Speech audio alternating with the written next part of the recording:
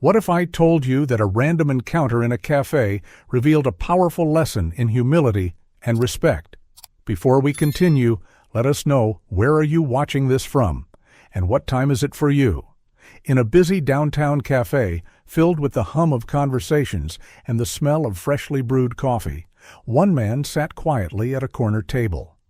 He was a disabled black man, using a cane and in a wheelchair, with worn but dignified eyes that seemed to have seen more than anyone around him could imagine. His presence was understated, but anyone who took the time to look would sense there was more to his story than met the eye. At a nearby table, two young men were chatting away, their conversation growing louder with each passing minute. They were college students laughing at their own jokes, completely oblivious to the world around them. But soon their attention shifted to the man in the wheelchair. One of them, a bit bolder than the other, leaned over to his friend and whispered something that the man could easily hear. "I bet he can't even get a cup of coffee on his own," he muttered, smirking. His friend snickered, the words meant to be a joke, but cruel nonetheless. What they didn't know, what they couldn't see, was that this man wasn't just anyone. He was a Vietnam War veteran, someone who had fought for his country, who had survived things most people would never have to endure. His life was far more complicated than the shallow assumptions the young men were making, but that didn't matter to them. To them, he was an easy target, someone who couldn't fight back. The young men laughed louder, making fun of the way the man struggled to navigate the space around him. They didn't think anyone would intervene, but what they didn't expect was the quiet strength that came from the man in the wheelchair. Before they could continue their mockery, the man turned his head slowly, his gaze calm but piercing. He looked directly at the bolder young man, locking eyes with him for a moment that felt like an eternity. Then, without raising his voice, he spoke. "Son," he said, his voice steady, "you have no idea who you're talking to." The young man froze, his confidence suddenly fading. There was something in the veteran's voice, something deeper than the mockery he had been spewing, that made him hesitate. The man in the wheelchair didn't raise his voice. He didn't need to. His presence alone commanded attention. The young man blinked and took a step back, unsure of what to do next. The other young man, who had been laughing, noticed the sudden shift in the atmosphere.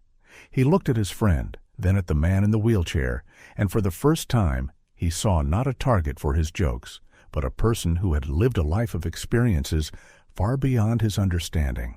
The veteran wasn't finished. "I fought for this country," he continued, his voice softer now, but still carrying the weight of a lifetime of stories. "I've seen things in this world that you can't even imagine. I fought so you could sit here and joke around, but let me tell you something. It's not strength that makes a man. It's respect." The young man, now visibly uncomfortable, could feel the sting of the veteran's words. He opened his mouth, but no words came out.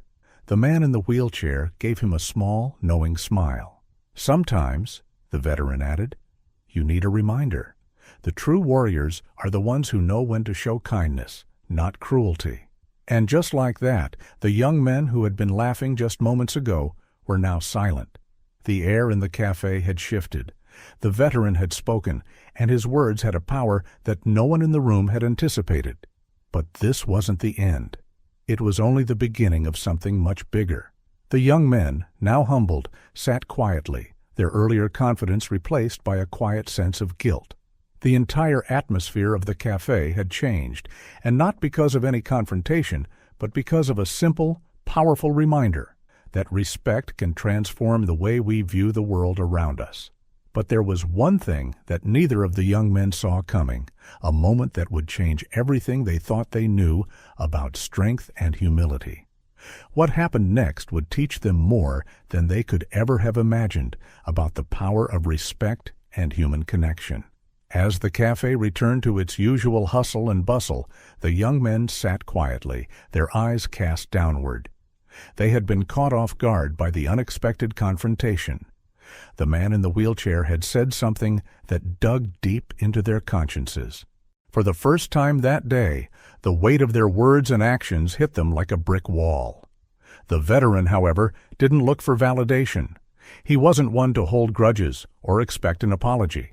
He simply went back to sipping his coffee as if nothing had happened. But the atmosphere had undeniably shifted. Meanwhile, the young men remained still, their minds racing. They hadn't planned for any of this. They hadn't planned to meet someone who could call them out on their behavior in such a direct yet subtle way. Most of all, they hadn't expected to feel the sting of guilt, something they weren't used to.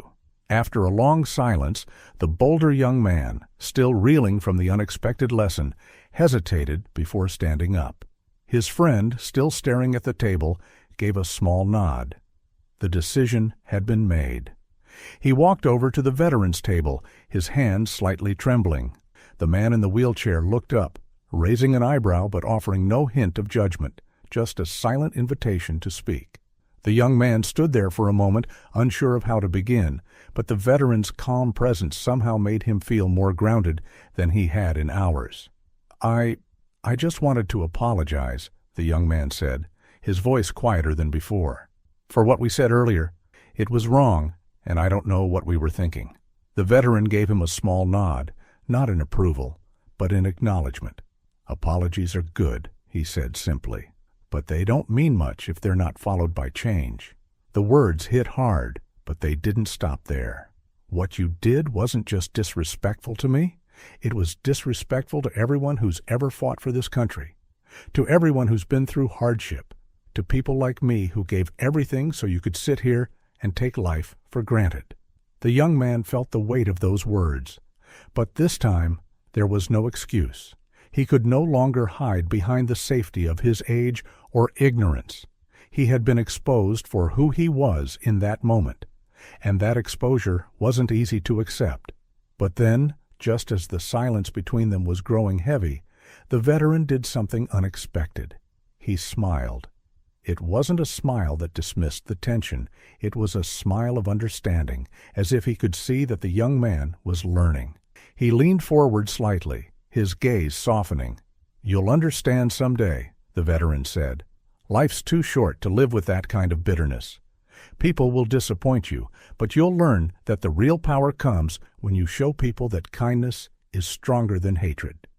The young man blinked, absorbing every word. And at that moment, he realized that he was not just being given an apology. He was being handed a second chance. A chance to be better, to grow from this encounter and not repeat the same mistake. He turned back to his friend, who was still sitting at their table, visibly uncomfortable. He gave a small wave, signaling for him to join him. Together, they returned to the veteran's table, this time with a different energy in the air. The friend hesitated, but following his lead, he also offered a sincere apology. The veteran nodded at them both, but he didn't say much. He didn't need to. The conversation had already shifted. It wasn't about the apology anymore. It was about understanding something much deeper than the surface-level behavior they had exhibited earlier. It was about realizing that everyone, regardless of their circumstances, deserved respect. As the young men sat down again, the cafe's atmosphere continued to hum around them. But something had changed. The world outside seemed a little less judgmental, a little more compassionate. And it wasn't just because they had apologized. It was because they had truly learned something that would stick with them forever, the transformative power of kindness and humility. The veteran had shown them, through a simple but profound encounter, that sometimes the smallest gestures hold the biggest lessons. And with that, they left the cafe that day, not just as young men, but as people who had learned the true meaning of respect. But little did they know, their encounter with the Vietnam veteran was only the beginning of a much greater journey, one that would continue to challenge their beliefs in ways they never could have imagined. What happened next was beyond what they could have imagined. It would change their lives forever. After that day at the cafe, everything seemed to shift. The two young men had left the place with more than just a lesson about respect. They had walked out with a deep sense of reflection, something they hadn't experienced before. But they weren't alone in their transformation. As the days passed, the veterans' words echoed in their minds, slowly becoming the compass by which they guided their actions. It was as if the moment had planted a seed inside them, one that refused to be ignored. One afternoon, a few weeks later, they found themselves walking down a busy street. The day was warm and people were bustling about, going about their daily routines. But today there was a new energy between them, a quiet sense of awareness, as though they were seeing the world through a different lens. Without saying much to each other, they crossed paths with a homeless man sitting by the sidewalk, his clothes worn and his face weathered. His eyes were downcast, avoiding the world around him. Without even thinking, one of the young men stopped in his tracks. His heart, a little heavier than before, told him that something had to be done. The other young man glanced at him, sensing his hesitation. "You okay?" he asked, his voice still unsure, as if they were in uncharted territory. I just think we should do something," the first young man replied, his hand fumbling in his pocket. They had learned the hard way that sometimes it's the smallest actions that matter the most. He reached into his wallet, pulling out a few bills and walking over to the homeless man. The man looked up, surprised by the gesture, as if kindness was a rare thing to encounter in his world. He tried to refuse, his pride fighting against the hand extended toward him, but the young man insisted. "It's not much, but it's all I can give right now," he said, his voice steady, yet filled with empathy. The homeless man nodded slowly, accepting the money, but not without a quiet thank you that seemed to carry a weight of gratitude far beyond the exchange. The young man returned to his friend, who had been standing back, watching in silence. "You feel that?" the first young man asked, his voice carrying a new sense of understanding. His friend nodded slowly, a faint smile tugging at his lips. "Yeah," he replied, his eyes meeting the street ahead. "It feels different." As they walked on, it wasn't just the feeling of doing something good that lingered. It was the realization that they could continue to make these choices. Small, daily acts of kindness, whether it was giving money to someone in need or standing up for what's right, had the potential to shift the course of their lives in ways they had never imagined. But just when they thought they had begun to understand the power of respect and kindness, something unexpected happened that would test everything they had learned so far. The following week, while at a local grocery store, they overheard a conversation. A woman was being harassed by an angry man, her face flushed with fear. The man was shouting at her for some minor mistake, but the young men could see the genuine distress on her face. Without thinking twice, the two young men walked over, stepping between the woman and the man. "Hey," one of them said, his voice firm but calm. "That's not how you treat people." The man stopped mid-rant, stunned by their interruption. The woman stood behind them, almost in disbelief that someone had stepped in to help. "Mind your business," the man growled, but the young men didn't back down. "No one deserves to be treated like that," the other young man added. "You're not going to intimidate her." For a moment, there was silence. The angry man looked between the two young men, his eyes narrowing in suspicion. But instead of escalating the situation, he turned and walked away, muttering under his breath. The woman let out a relieved sigh, her eyes wide with gratitude. "Thank you," she whispered, a tremor in her voice. "I didn't know what to do." The young men stood there for a moment, absorbing the weight of the encounter. They hadn't planned on intervening, but something inside them knew it was the right thing to do. They had come to realize that true respect wasn't just about apologizing for past mistakes. It was about actively choosing to stand up for what was right when it mattered most. As they continued with their day, the lessons of that café, that veteran, and those moments of kindness were now woven into the fabric of who they were. They no longer saw the world through the same lens. It was a world where respect was no longer an afterthought, but the foundation of their actions. And little did they know, the journey they had started with one simple encounter would soon take them even further down the road to self-discovery, testing their limits, their values, and their courage in ways they never expected. But just when they thought they had figured it all out, an unexpected turn would take them to a place where they would face their deepest fears and discover just how far they were willing to go to stand up for what they now truly believed in. As they took the next step in their journey, they never imagined what was about to happen, something that would make them question everything they thought they knew. It had been a few months since the day at the café, and their lives had taken on a different rhythm. The small acts of kindness they had started incorporating into their daily routines had become second nature, and they felt like they were becoming more aware of the world around them. But even as they grew, they realized that not everyone was as receptive to change. They had encountered individuals who were still caught in the cycle of negativity, and they couldn't help but feel the weight of the realization that some people would never learn the lessons they had. One evening, after a long day, the two young men were sitting in a quiet park. The sun had just set, casting a soft golden light over the benches and the path ahead. It was peaceful, but something lingered in the air, an unease that neither of them could shake off. They had been noticing a change in their own hearts, something deeper than simple kindness. It was a desire to fight for the good, to step in when they saw injustice, to make the world better by calling out those who wronged others. But they weren't sure if they were ready to take that next step. That was when they saw him. A man was sitting on a bench nearby, scribbling in a notebook. He looked out of place.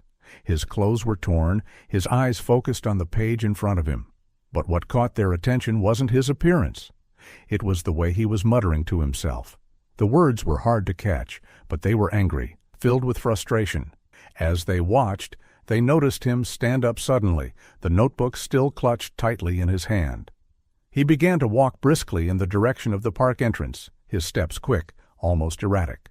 Without saying a word, the two young men exchanged a glance. Something about the situation felt wrong. The man's energy was off, and they felt compelled to follow him, despite not knowing why.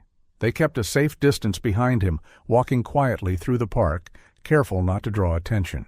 As they reached the exit, they saw the man stop near a group of teenagers sitting on the sidewalk. The group was laughing and chatting loudly, their words sharp with the kind of arrogance that comes from feeling untouchable. The man approached them, and without a word, he stood right in front of the group. For a moment, everything went silent. The teenagers looked up, surprised by the sudden presence of the stranger, and then laughed. "What's your problem, old man?" one of the teenagers sneered, clearly annoyed by the interruption. The man didn't answer. Instead, he raised his hand, and for a second, the young men thought he might strike the boy. But instead, the man dropped his hand and simply turned around, his shoulders slumping as if defeated. Without another word, he started to walk away. But before he could take more than a few steps, one of the teenagers called out, mocking him, "Hey, what's wrong, man? Too old to fight back?" The words hit the man like a slap, but instead of retaliating, he kept walking. The young men stood frozen, unsure of what to do. They could feel the anger rising in their chests. It was wrong. What was happening in front of them was wrong, and they knew they couldn't stand by any longer. In an instant, they moved. The two young men walked up to the group, their faces determined. "That's enough," one of them said, his voice firm but calm. The teenagers stared at them in surprise, as if they hadn't expected anyone to stand up to them. "You don't get to treat people like that," the other young man added. "You have no idea what that man's been through. He deserves respect, not your ridicule." The teenagers looked at each other, uncertain of how to respond. They were clearly caught off guard by the sudden confrontation, but for the first time, they weren't sure how to react. They muttered under their breath, but the mocking laughter had stopped. The young men didn't wait for more.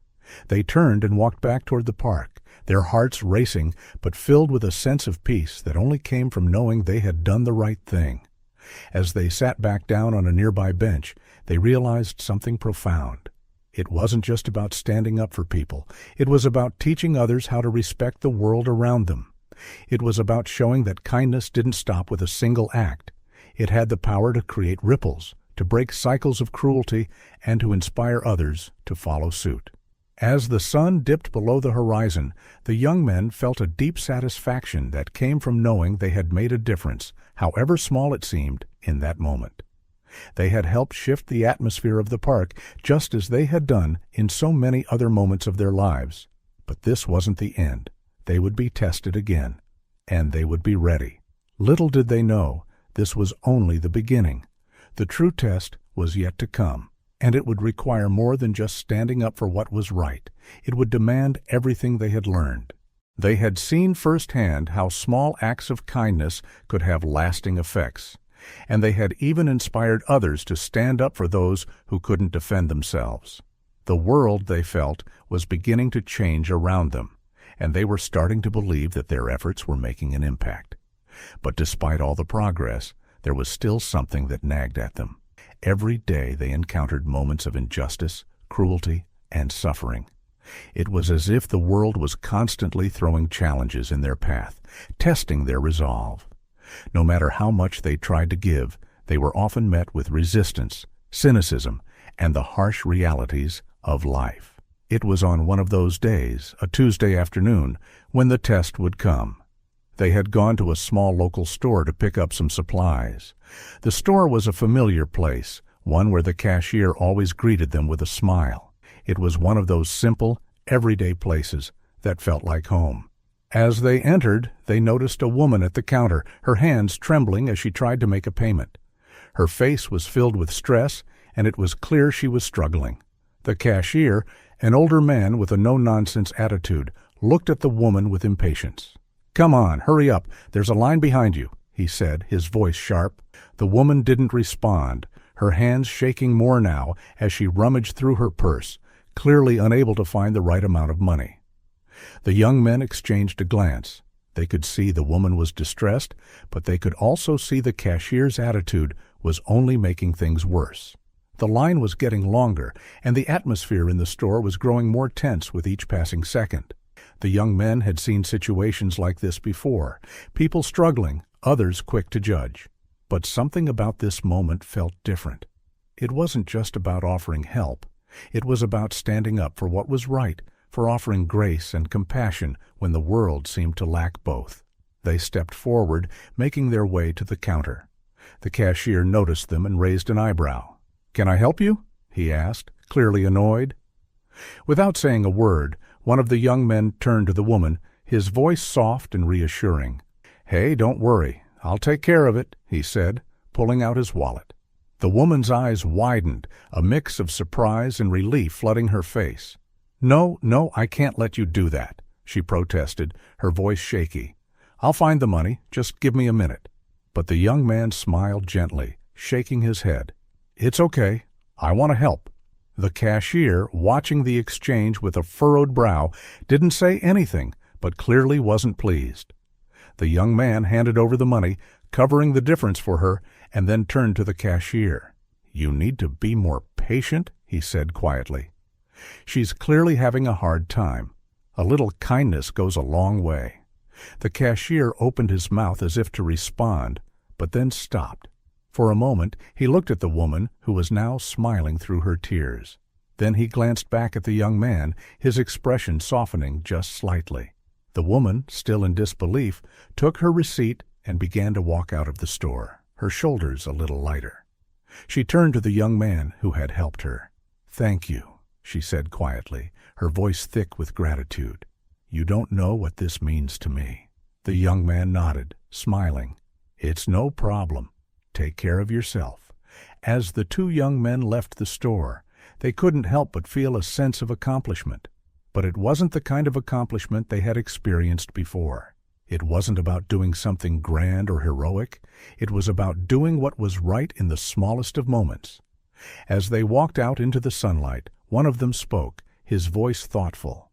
"Sometimes the smallest acts of kindness have the biggest impact," he said, looking around at the world they were working to change. "You never know how much someone is struggling, but if you can offer a little bit of help, a little bit of grace, you might just change their day. And maybe, just maybe, you can change their life." The other young man smiled, the words resonating deeply with him. He had seen the difference they had made already, and he knew that this was just the beginning.